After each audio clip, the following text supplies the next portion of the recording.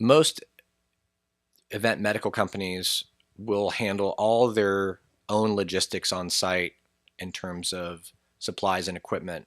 However, they will normally expect that you will provide a space, either if it's in a building, a dedicated room, if it's outside, a tent that is equipped with power and hand washing stations, as well as its own bathrooms for patients that you want to keep separate from those that are available to the public for uh, health and safety reasons, as well as access to water and trash removal.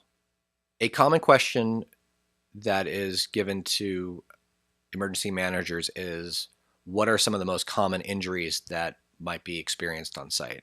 And the truth is that the majority of injuries that you see on site are essentially basic first aid, almost something that your mom could take care of when you were a kid.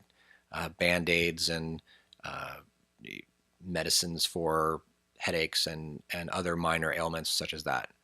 And that can comprise the majority of what you see on site. But then the rest becomes highly dependent on the environment, environmental issues such as heat, cold. If it's an outdoor green fields, then you've got risks for slips and falls and musculoskeletal injuries. So it really depends on the environment that you're in. So working with the venue will give you the best possible idea of the types of injuries that you can expect.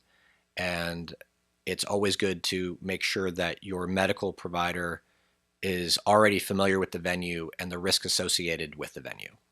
When considering a medical team, you should be looking at an organization that has become specialized in temporary mass gatherings and events. Medicine has become very specialized, and most ambulance crews are not necessarily your best resource for events. They are a fantastic resource for stabilizing and transporting victims off your event site, but they are not always the best resource for handling injuries on site, because the intention is to treat and release on site something that isn't part of the normal protocols of ambulance providers. However, ambulances are a key part of the safety net that you provide for your participants and staff. And depending on your local jurisdiction, you may be required to have one for a specific number of, a specific ratio of attendees.